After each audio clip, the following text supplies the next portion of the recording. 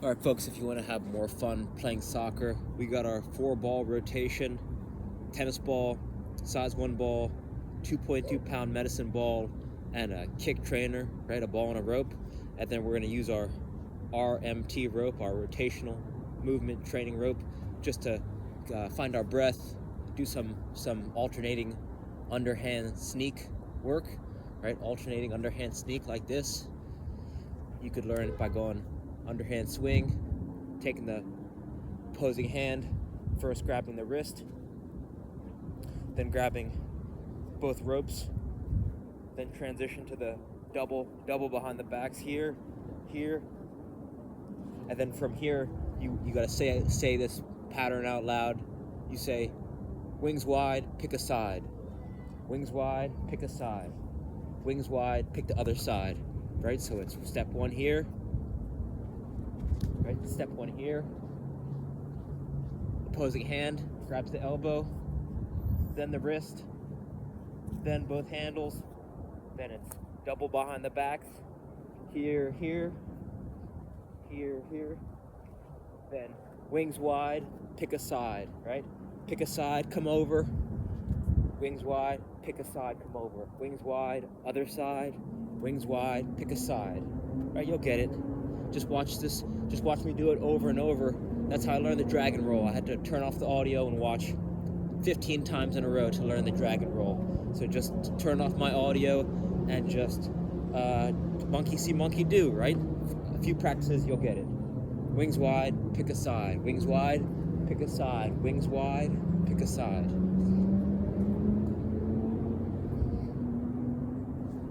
And as you learn the sneak, you start to get the feet involved. They're doing a bit of a pivot, right? Pivot up on the toe, right? Get that full body engagement. If you like to, maybe if you're like to get some work on your explosiveness, you can whip the arm down, pop that knee up, get into your breathing. Be here.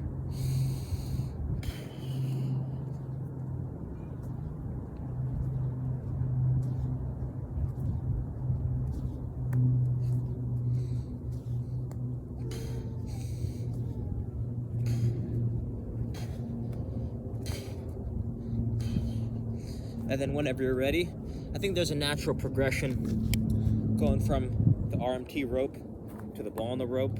That's just me, but you could start, go right into dribbling, go right into juggling, go right into the kick trainer, whatever you like, right? This is supposed to spark your creativity. This isn't because I think I know a way. This is just a way, right? But I'm just trying to make the way better, or just learning from whatever anyone else is thinking, right? I'm just messing around. That's all we're doing, figuring it out. Anyone who says they have the way probably doesn't know the way, right? The way is just figuring it out. You got to figure it out for yourself. You got to find some masters who know some ways, and then you just figure the way out.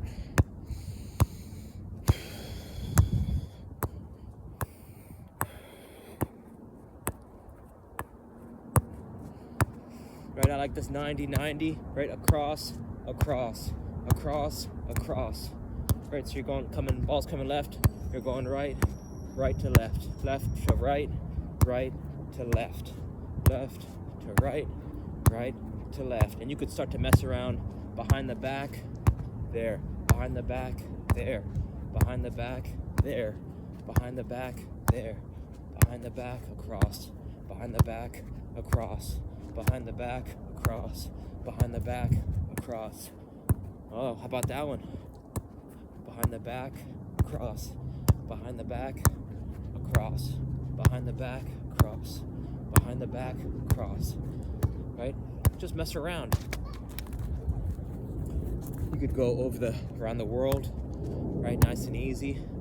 Around the world trap, around the world pause, around the world pause, around the world pause, around the world pause, right? Around the world, behind the back, behind the back, behind the back, behind the back. Be aware what's around you. See the time, see your space, breathing.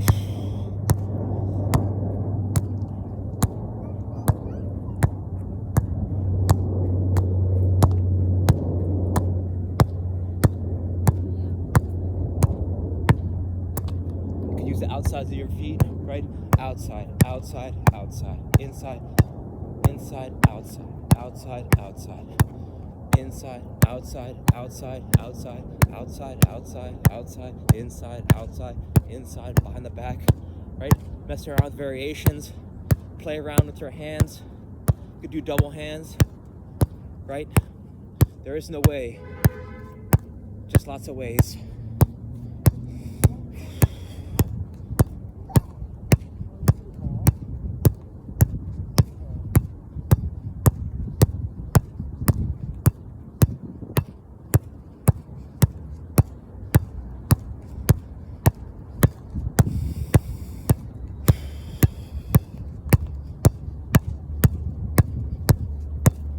You could start to see which one of your hands feels more comfortable and start to work on your opposing hand, right? Like my right hand feels so much more comfortable than my left, so that's a signal for me to spend more time working that left hand connection. And then from here, I think the natural progression, I believe, is to go right into juggling. So I'm gonna use one ball to add a little bit of, movement challenge with my hands, while alternating between the heavy ball, the 2.2 pound medicine ball, and then in my opposing hand, right, I got the tennis ball, and as I drop the medicine ball, I continue right into this ball, and then alternate between the two.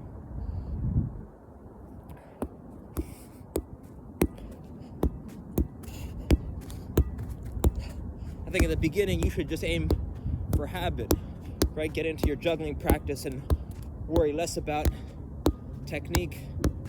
First, show up, right? That's James Clear. He talks about just showing up, and it's not about, it's like he says, if you want to start a habit going to the gym or start a habit running, you just got to show up for a few minutes a day and build the habit. And then you could worry about intensity. So we're not worried so much about our technique, even though it's important. We just want to have some fun and make it effortless, make it not such a huge hurdle to start. A lot of people they got big goals, but you got to take a little action, right? A little bit of action. Make it effortless, make it small, right? Atomic.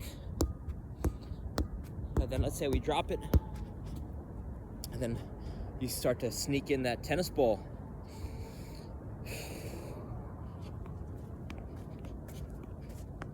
Aye.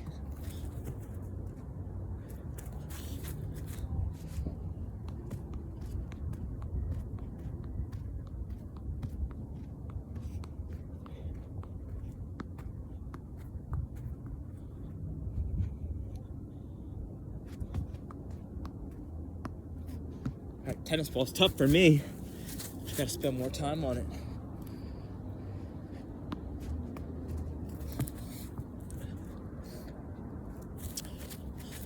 You may wonder why I'm not using this gold ball, and maybe I should, but I think I'm trying to focus on the outliers. The outliers being the tennis ball and the medicine ball. The medicine ball is going to work on power, the tennis ball precision.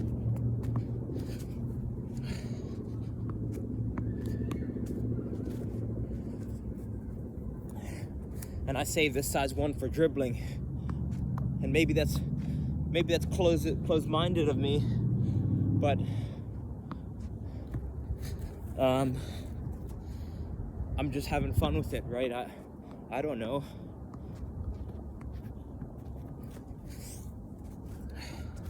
My goal is right now to get 100 touches 50 right, 50 left.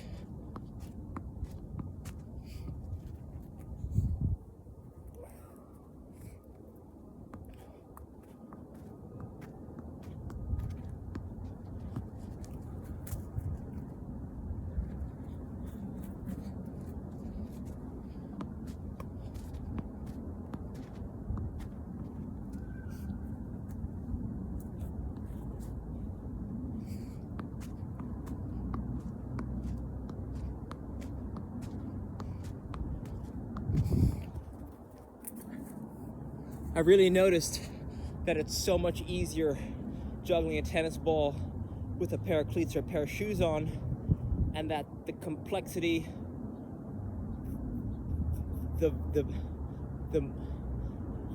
it's almost like if you strip away all the nonsense, right? You strip away the shoes and it's just your feet touching ball.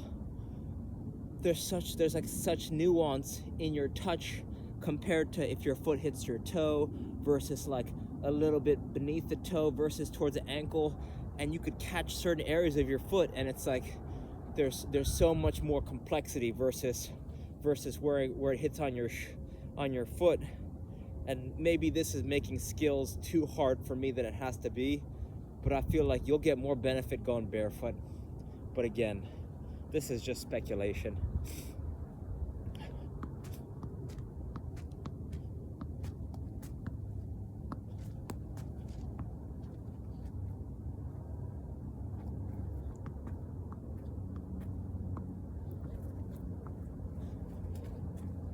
I'm really working on my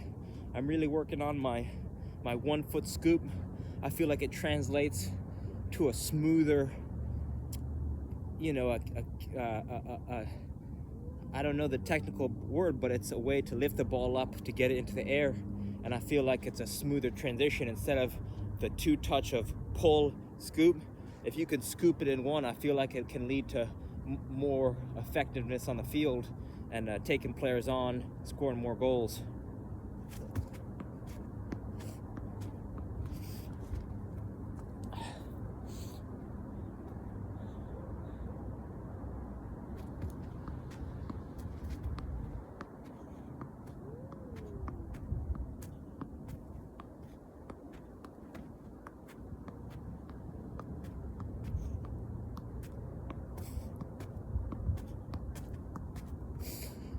And then whenever you're ready, you have multiple options. Oh, we forgot dribbling. Let's go dribbling.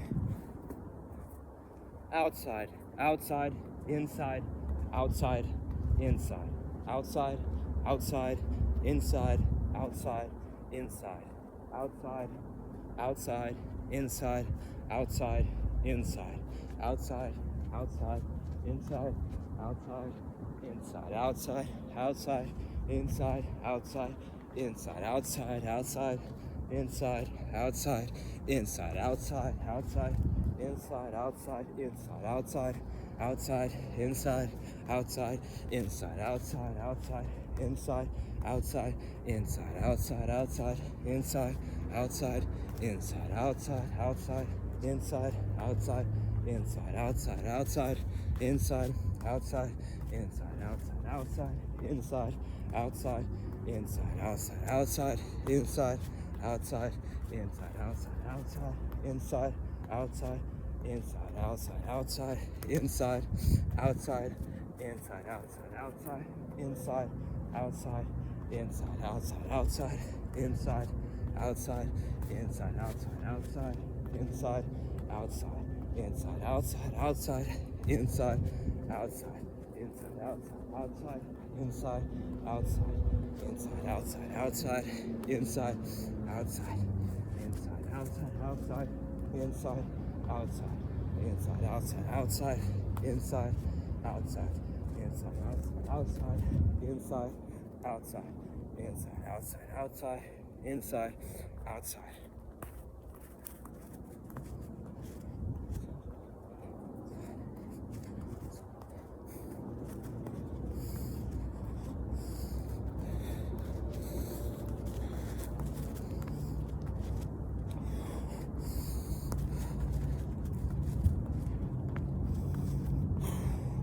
And then from here, you can either go right into you could go right into your rope flow, right? Work on that sneak. Or if let's say you haven't mastered the alternating underhand sneak, then you could just swing it around, right? Feel it, feel the movement, feel your body move.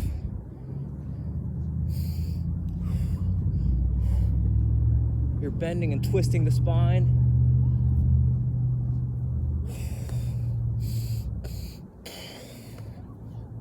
You're breathing into your belly. That's Dr. Vranich, V-R-A-N-I-C-H. You could get wide, right? Get large. That's Amy Cuddy. This is power posing. Swing it all around.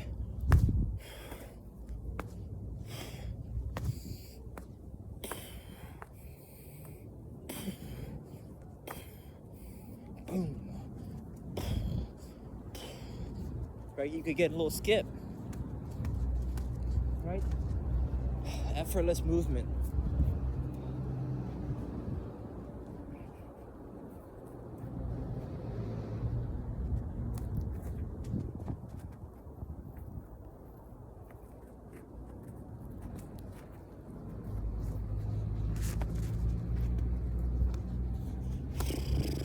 You could slow it down.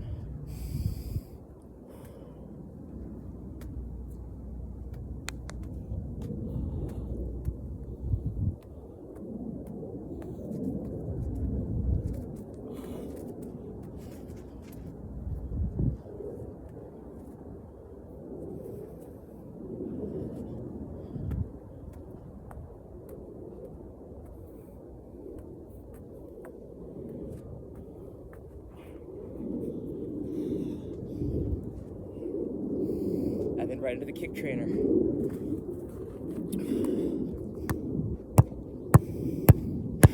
Get into your rhythm. Find your breath. You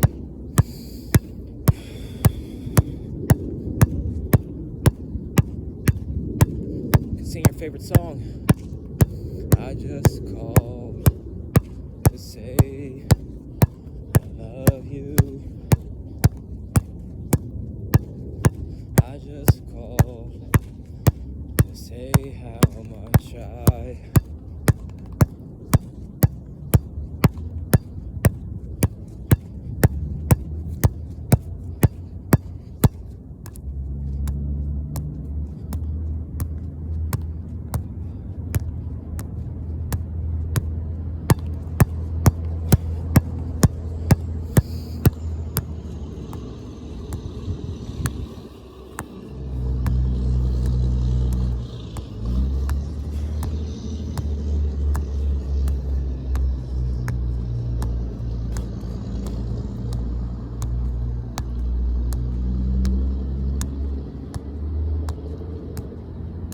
There was one more moment in the World Cup that stuck out of my mind, and it was in the World Cup final, but it wasn't a super intense scenario. It was off a throw-in, and I forget which team, but someone threw it in, and their teammate came to receive it, and they lost the ball off the throw-in, and right, you got beginners talking about getting frustrated over mistakes, and yet you got college kids who see one of these balls on a rope and they laugh at it. And it's like, well, you know, if you could just slow down a little bit and start to really key into that.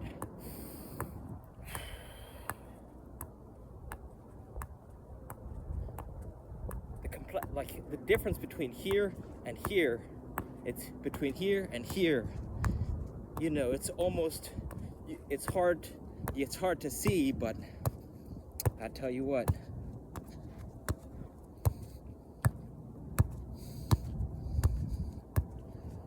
Right, you gotta lose yourself. This ball on the rope does that for me. I think every player from ages 5 to 99 should have one of these.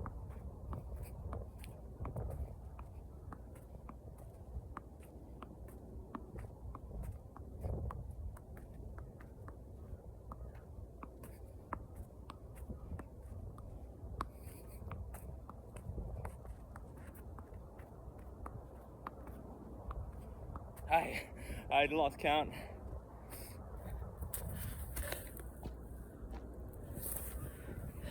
And then from there, back into dribbling. You know what it is? And we're here, outside, outside, inside, outside, inside, outside, outside, inside, outside, inside, outside, outside, inside, outside, inside, outside, outside, inside, outside, inside, outside, outside, inside, outside, inside, outside, outside, inside, outside, inside, outside, outside, inside, outside, inside, outside, outside, inside, outside, inside, outside, outside, inside, outside, inside, outside, outside, inside, outside, outside, inside, outside, inside, outside, outside, inside, outside, inside, outside, outside, inside, outside, inside, outside, outside, inside, outside, inside, outside, outside, inside, outside, inside, outside, outside, inside, outside. Right, and then you just keep on the rotation, and as long as you're in a joyful mode and you're relaxed, right? It's not about getting better. Most players make this mistake.